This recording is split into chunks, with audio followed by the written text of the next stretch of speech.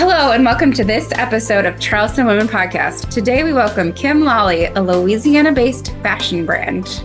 This is Charleston Women Podcast, where you can meet like-minded, strong, independent, professional, and inspiring local women. This is Charleston Women Podcast.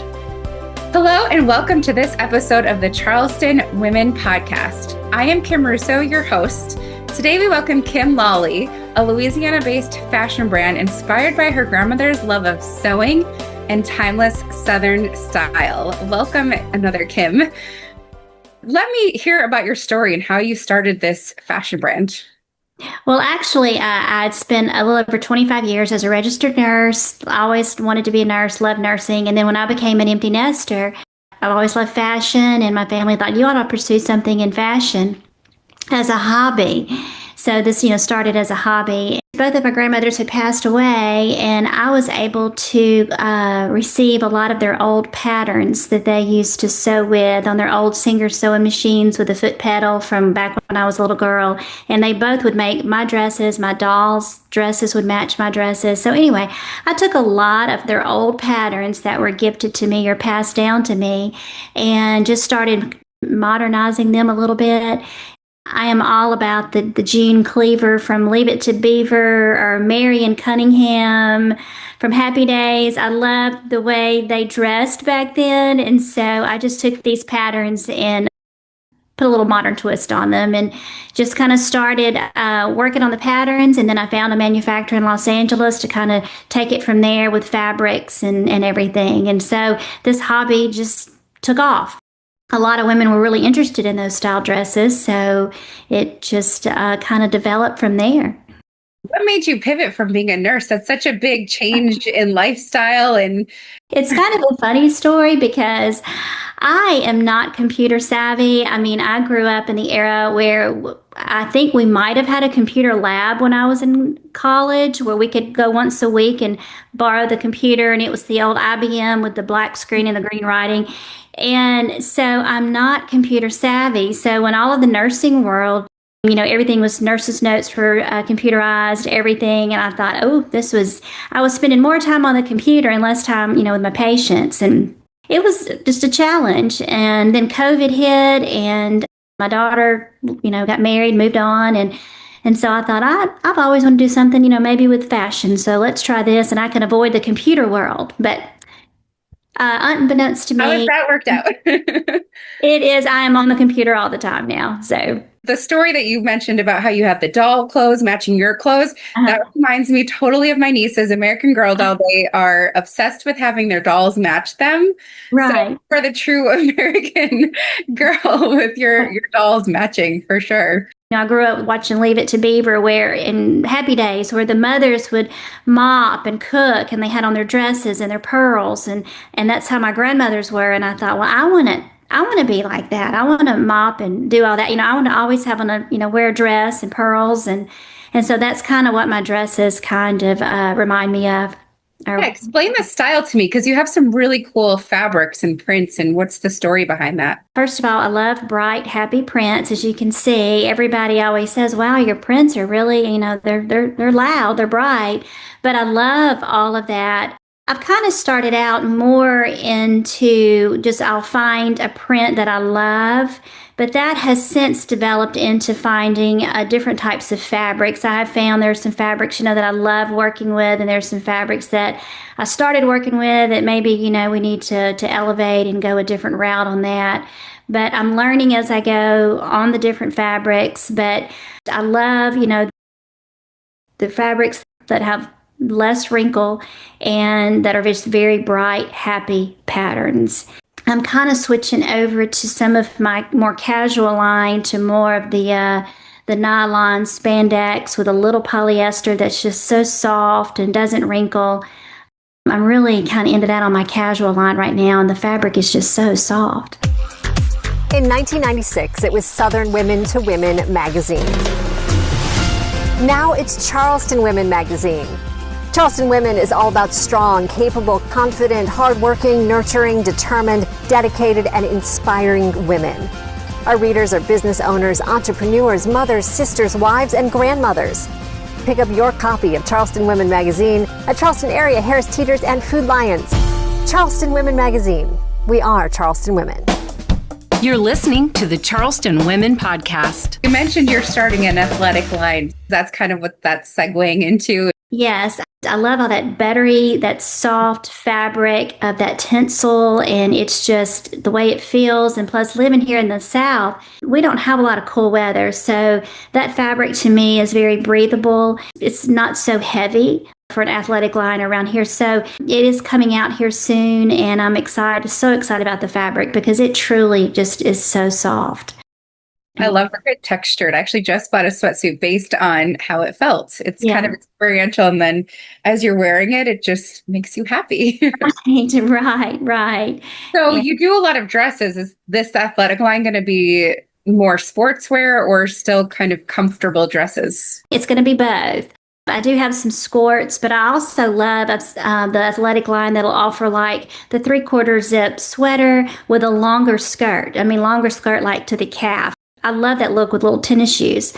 And also I have a few samples of my pieces, and I've been traveling a lot, and they're just so nice to travel airport. And it's not going to be a lot of dresses. It's going to be more of sweaters with the skirt and sweaters with the pants. Market mostly for Southern, especially because you're relatively newish after pivoting. How do you market to Charleston and Southern? And is that your ideal market too? Do you reach anybody in the North? Well, when I first started this business, all of my orders would always come from Charleston, from North Carolina, from Virginia, from Charlotte, a lot from Georgia. That's where all of my orders were coming from. So then I just started traveling that way. And matter of fact, I'm in Charleston next week at the Charleston Hotel for pop-up events, and also another one at Beau and Row on King Street next week. When I ship orders out, I ship a lot to Charleston. They seem to really like the fabric and the prints. Yeah, and you're in the fall issue right now of Charleston Women Magazine. So do you sell in any stores here, or is it only online? It's only online right now. I hope at some point in time to be able to be in boutiques and sell wholesale. But right now, I've just been trying to learn all of the ins and outs of business coming from the medical field. It's a whole different world. My goal is to be in boutiques and do wholesale, but right now it's just online, and I do a lot of pop-up events, a lot of traveling. Well, there's a lot in Charleston, too, that you can come to. I know. I've been to Charleston twice in my life, and I love it. It is just so beautiful. You're listening to or watching the Charleston Women Podcast, where the pages of Charleston Women Magazine come alive by introducing you to women from feature articles in Charleston Women Magazine. Now, you do something really special. You give some of your proceeds to a charity that is near and dear to your heart. So please share with everybody why you donate and make this a mission of yours. Well, when I started this business, I've always had a love for children. I want to do something with children. I love fashion, and it was just trying to put the two together. But I came up with an idea of how about with each sale, I would donate a percentage to the Louisiana Baptist Children's Home. It's very near and dear to my heart here. It's a wonderful organization. I think they just celebrated their 100th year in business. It's a home for children. And now they've just opened up a home for mothers who were expecting and kind of need to get back on their feet and a place to live. And they teach them some life skills so they can get out and find a job. And it offers so many wonderful services to our children and to new moms who just kind of need just a little help. My family and I have always given to that, so I thought I would continue it with this business.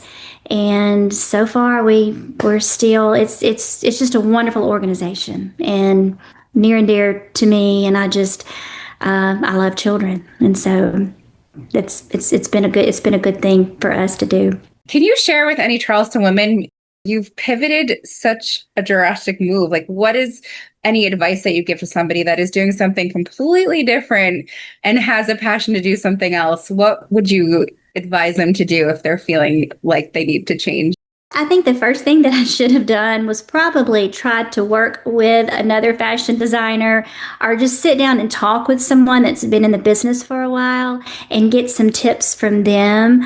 I would just like get on the computer and read about things and then find someone to kind of, it took more time, it seemed that way. I feel like I went around, around through the back door trying to figure out how to do everything. And I just feel like if you could find someone that has, does something that you want to do and has been doing it for a while and successful at it, you could visit with them and just find all the ins and outs of things like that, because it is a totally different world. I mean, the designing of the dresses is a very small part of this business. I mean, it's so many moving parts that I just don't understand, and just learning as I go. But I wish I had started that way, with just sitting down and talking to someone that's done this for a while. What do you see for the future besides your athletic line coming out? What goals do you have for Kim Lolley? Well, I would like to grow. Right now, I'm small batch. Everything I make is only about 20 to 30 pieces of each item. And I would love to one day be able to grow. And that's where I'm hoping I could get into boutiques and get more wholesale.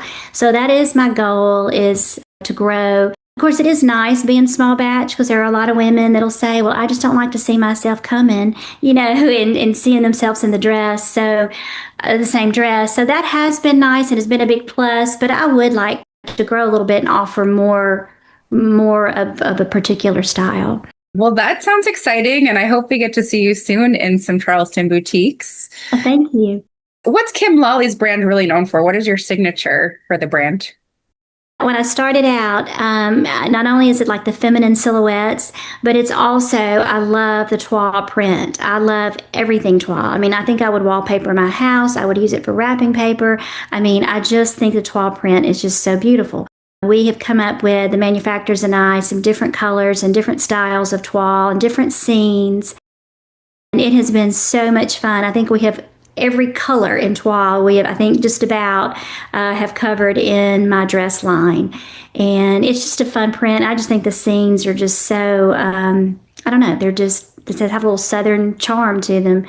And I would say that I'm kind of known for the toile print. So you did say you had a limited run. What happens if you sell out? Do people get to custom order? Do you restock quickly? I have.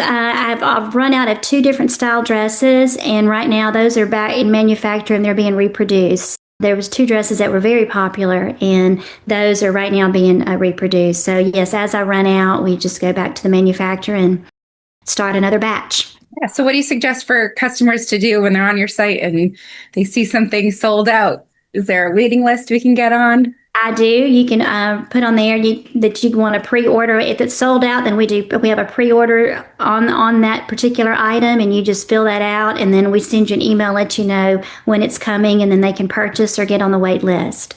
Kim Lolley, thank you so much for taking the time and joining us today on the Charleston Women Podcast. And I'm your host, Kim Russo. Thank you, Kim. Thanks for spending time with Charleston Women Podcast. Please like us and follow us on whatever platform you're using to access Charleston Women Podcast.